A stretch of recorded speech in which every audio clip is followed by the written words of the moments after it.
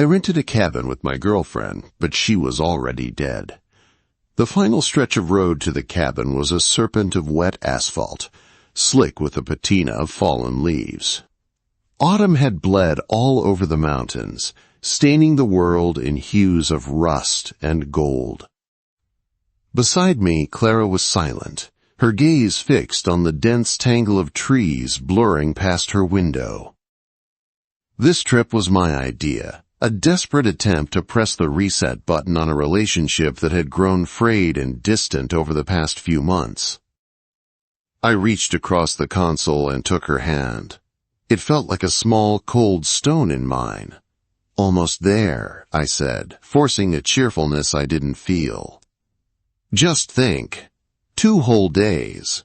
No work, no phones. Just us and a fireplace." She turned her head slowly, a motion that seemed to require immense effort. Her eyes, usually a vibrant, mischievous blue, were like polished glass, reflecting the dying light of the afternoon without taking any of it in. "Just us," she echoed, her voice a monotone whisper, devoid of its usual warmth. I squeezed her hand. No response. I dropped it back into her lap, my own fingers tingling with a strange residual cold. I blamed the weather, the long drive, the stress we were trying to escape. An excuse for everything. The cabin was exactly as advertised, secluded, rustic, and bordered on all sides by a dark, imposing forest. As I fumbled with the old brass key, a shiver traced its way down my spine, a cold that had nothing to do with the crisp mountain air. Inside, the air was stale and heavy. A thick layer of dust coated the pine furniture, and the great stone fireplace looked like a gaping, soot-stained mouth. "Home, sweet home," I announced, dropping our bags. I turned to Clara, expecting a sarcastic comment or at least a roll of her eyes. Instead, she had drifted to the large picture window overlooking the woods.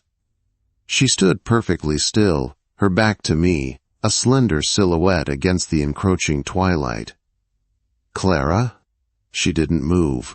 I walked over and put my hands on her shoulders. The fabric of her sweater felt impossibly cold, as if she'd been standing outside for hours. "You okay, babe?" I asked, my voice softer now. "They're watching," she murmured, her breath fogging the glass. "Who's watching?"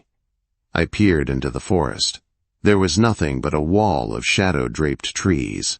"It's just the woods, hon. It gets a little spooky at dusk." She finally turned from the window, her face pale and impassive in the dim light. "I'm tired," she said, and without another word, she walked into the bedroom and closed the door.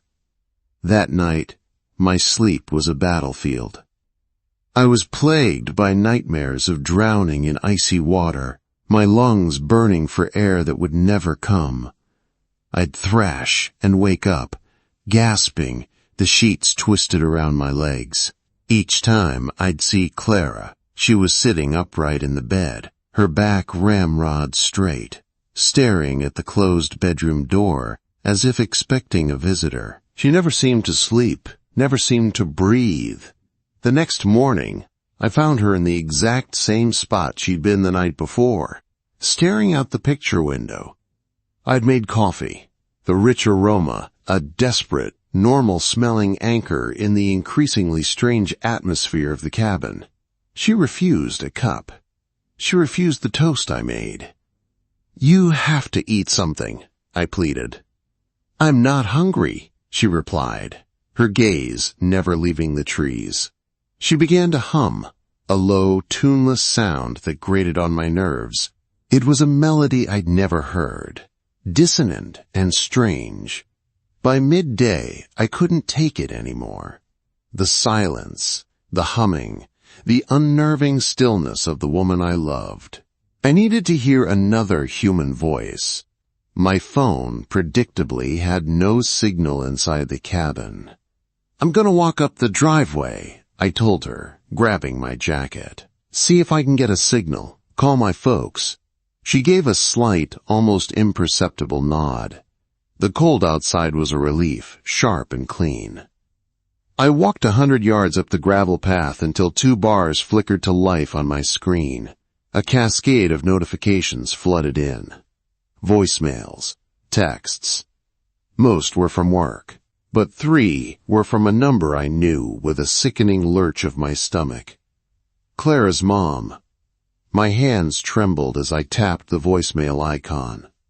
The first 2 were frantic, choked with tears. I clicked on the most recent one, dated from yesterday afternoon. Her mother's voice, a ragged, broken thing, filled my ear. "Alex, please. Alex, pick up. I don't know how to tell you this. It's Clara." A sob tore through the speaker. There was an accident on Tuesday. A car. She was on her way home from work. "Oh, God, Alex. She's gone. Clara's gone." The world tilted. The trees seemed to bend inwards, the sky a swirling gray vortex. Tuesday. That was 3 days ago. 3 days before I'd picked her up for this trip. No, it was a mistake. A horrible, cruel joke. My heart hammered against my ribs as I looked back at the cabin, and I saw her. A pale figure standing in the picture window, watching me. Denial is a powerful anesthetic.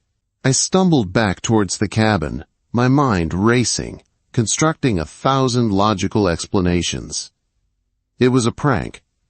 Her mom was confused.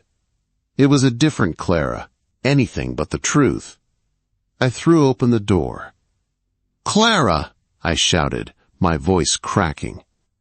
She was standing in the middle of the living room now, her head tilted at an unnatural angle.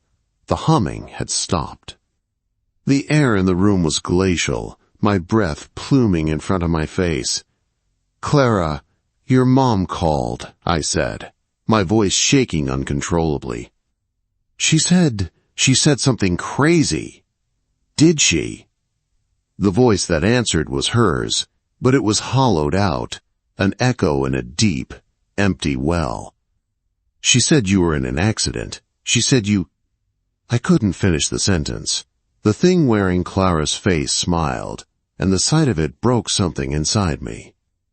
It was too wide, a grotesque slash in her pale face that didn't reach her vacant eyes. It said. It was very cold. In the water. My nightmare. The icy drowning. It wasn't mine. "Who are you?" I whispered, backing away until my shoulders hit the rough-hewn wood of the door. Its head tilted again, a dry, cracking sound like snapping twigs echoing in the dead silence. "You missed her so much," it said, taking a gliding step towards me. Its movements were wrong, too smooth, like a puppet being pulled by unseen strings. "You were so lonely. You kept wishing she was with you, right here, right now." The temperature in the room plummeted. A frost pattern began to spiderweb across the window panes. "You wanted her back so badly." It continued, its voice beginning to change, layering over itself into a chorus of dry, whispering rustles. "You didn't care what answered your wish." It took another step, and its form wavered, the familiar lines of Clara's face and body seeming to blur at the edges, as if I were seeing it through heat haze. Her jaw unhinged slightly, stretching impossibly wide, and the voice that came out next was not human at all. It was the sound of wind through a graveyard, of dirt falling on a coffin lid. "And I was so hungry." I turned, my hand fumbling for the doorknob, twisting it frantically. It wouldn't budge. I rattled it, threw my shoulder against the solid wood, but it was useless. A cold, metallic click from behind me told me why. The key I had used to let us in was turning in the lock. From the outside, the jaw